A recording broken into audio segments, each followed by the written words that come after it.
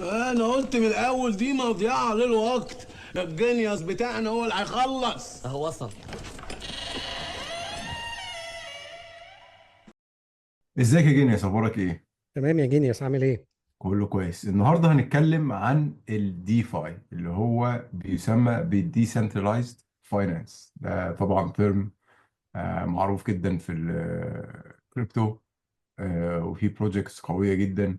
بس عايزين نشرح ايه هو وازاي ان هو عامل زي فكرة الشهادات اللي هي بتتحط في البنوك عندنا، وازاي ممكن واحد يبقى بيعمل انيوال ريفينيو اعلى من البنوك. تمام. بص، هو الديفاي يعني ديسنترلايزد فاينانس، يعني خلينا نقول انها زي البنك. يعني تقدر تاخد كارد، تقدر تسلف وتاخد فايدة، وتحط وديعة وتاخد عليها فوائد.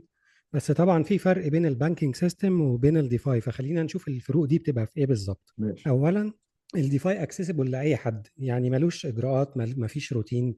على عكس البنك، ان البنك لازم يبقى عارف عنك كل حاجة قبل ما تتعامل معاه. انما في الديفاي لا، في الديفاي انا مجرد عندي والت وبعمل عليها الترانزاكشن وبس كده، مش محتاج بقى امضي على ورق او استنى اجراءات او اي حاجه من النوع ده. كمان الديفاي تمام. مش مرتبط بالمكان، لان هو كله على البلوك تشين، يعني اونلاين. يعني انت قصدك ان الدي فاي مش زي التراديشنال بانكينج او البنوك اللي عندنا، اللي هو مش ما عندهمش الكي واي سي اللي هي نو يور كاستمر، اعرف عميلك، اللي هو بقى بطاقة ومدخراتك والفلوس دي منين والقصة دي، صح كده؟ ايوه مظبوط كده. يعني انا مش محتاج يعني مش محتاج حد يعرف انا مين عشان اتعامل مع الديسنترلايزد فاينانس، وبقدر اعمل عليها نفس المعاملات اللي ممكن اعملها مع اي بنك. ده ببساطة. تاني حاجة، العملات المستخدمة في الديفاي طبعا هي عملات رقمية، سواء أصول زي البيتكوين والإيثيريوم أو ستيبل كوينز زي اليو اس دي تي واليو اس دي سي. ودي عملات طبعا قيمتها بتساوي قيمة الدولار. اه، يعني بس عايزين نوضح هنا ان اليو اس دي تي ويو اس دي سي اكني معايا دولار بس في هيئة عملة، يعني ما بيطلعش وما بينزلش، هو ثابت على الدولار. بالظبط يا جينيوس. تمام تمام. كده. الحاجة التانية في الديفاي، الكارد بيبقى ضمانه إيه؟ يعني أنت عادة لما بتاخد كارد من البنك مثلا، بيبقى الكارد ده بضمان عربية أنت مشتريها، أو أصل ثابت عندك، او وظيفه، او وديعه انت حاططها في البنك.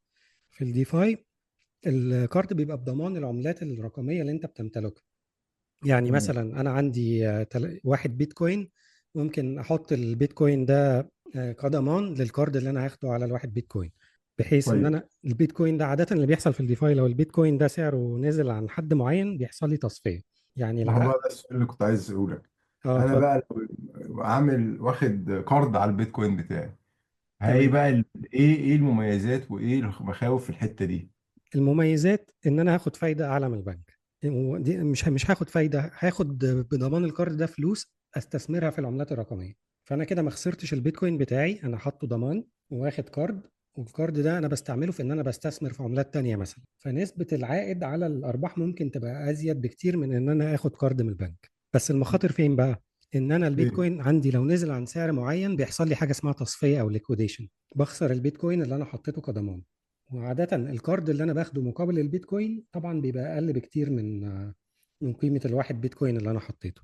طب عشان نسهل، يعني لو انا مثلا معايا اللي هو واحد بيتكوين، او يعني معايا عملة نسهلها اكتر، عملة قيمتها $100 دلوقتي، ايه بقى اللي انا ممكن اخده ككارد مثلا؟ يعني أنت ممكن تاخد على ال $100 مثلا $30، لو إحنا بنتكلم على $100 هتاخد 30% من قيمة هي طبعا بتفرق من بروتوكول لبروتوكول، بس يعني خلينا نديها كمثال. أنت هتاخد 30%، هتاخد $30.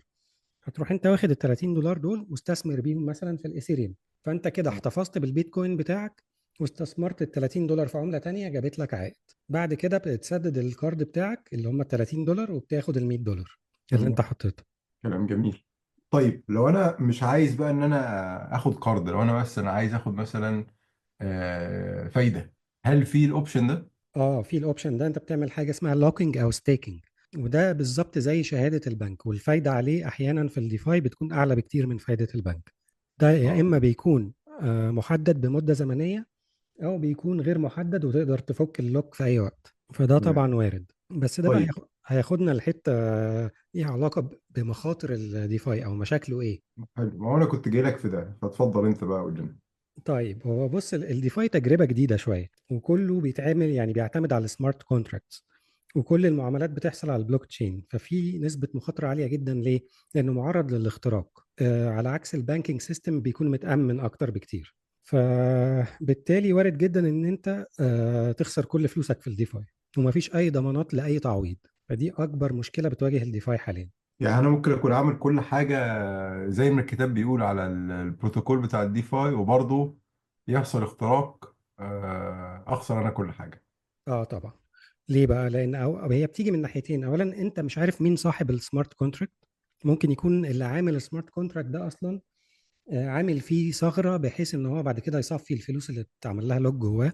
فدي اول مشكله. تاني مشكله ان ممكن يحصل اي حاجه في الماركت، او حتى او سوري، ان ممكن يكون السمارت كونتراكت متامن والشركه معروفه، بس يجي هاكر صايع شويه كده يعرف يخترق السمارت كونتراكت ويصفي الاموال اللي فيه. ماشي فانت يعني، بس احنا معلش كمل، انا اسف. لا، بقول لك انت بس مشكله في لو حاجه زي كده حصلت، انت ما يعني اولا ما عندكش اي ضمانات، ما تقدرش تلجأ مثلا لجهه قضائيه، وما تقدرش تاخد تعويض لو فلوسك ضاعت. كلام جميل. طبعا الكلام ده يعني ما بنشوفوش قوي في اللي هي البروتوكولات المعروفة زي كيرف، زي ايفا، البروتوكولات الكبيرة دي، مع ان حصل عليها طبعا زي ما انت بتقول هاكينج ومشاكل. بس في نفس الوقت يعني اتليست الاتنين دول من اللي هم ايه صامدين في الماركت، صح كده؟ ايوه مظبوط. في طبعا شركات كبيره ومع الشركات الكبيره اللي بتقدم الخدمه دي بيكون في احتمال للتعويض حتى لو حصل مشكله. بس هل في قانون مثلا يضمن لي حاجه زي كده؟ لا. وده اه هياخدنا لحاجه تانية من مشاكل الديفاي، ان هو مش مقنن او not regulated. يعني مفيش قانون بيحكمه وما عليهوش رقابة، وأغلب الدول أصلا بترفضه. طبعا. بس اعتقد ده هيدخلنا بقى في قصة تانية يعني بنتكلم فيها برضو، ان هي الديفاي اللي حصل على لونا. يعني دي كانت يمكن من اكبر اكبر ايه ممكن هنقول عليها سكام، من اكبر النصابات اللي حصلت على البلوك تشين. اه طبعا. يعني ان هي دي كانت بتفكرني بحاجه كده قديمه هنا اسمها الريان يعني. ف... فممكن تكلمنا كده ببساطه ايه اللي حصل وازاي ده حصل؟ طيب هو بص، اللي حصل في لونا ما كانش ليه علاقة باختراق مثلا، ما حدش اخترق أي حاجة.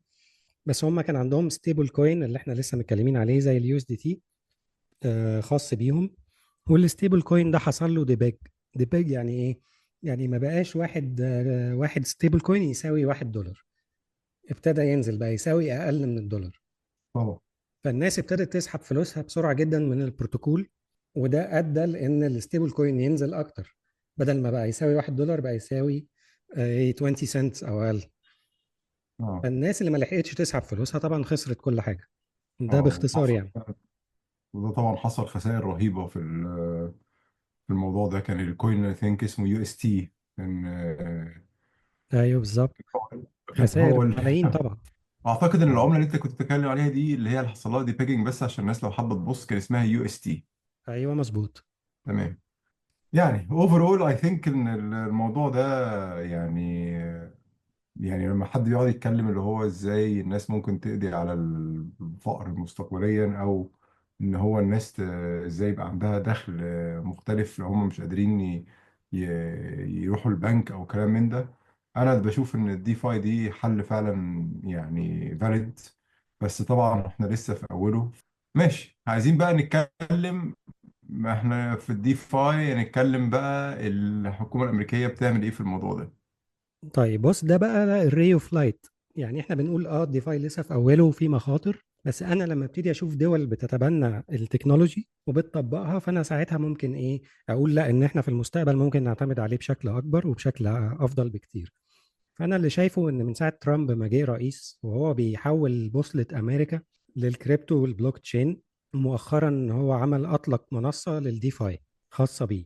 فحته ان انت تلاقي الحكومه الامريكيه بتتبنى حاجه زي الديفاي، ده ممكن يفتح الباب لدول تانية ان هي تبتدي تقنن الموضوع وتعمل عليه رقابه، بحيث انه يبقى امن لاي مواطن حابب ان هو ياخد التجربه. بس ففي الاخر يعني يعني رغم كل المخاطر دي، لا لسه في امل. وانا شايف ان هو ده الفيوتشر اوف فاينانس، طيب. طيب قول لنا كده اخيرا قبل ما نخلص الابيسود دي، كان اسمه ايه البروتوكول بتاع ترامب ده عشان الناس حابه تبص عليه يعني؟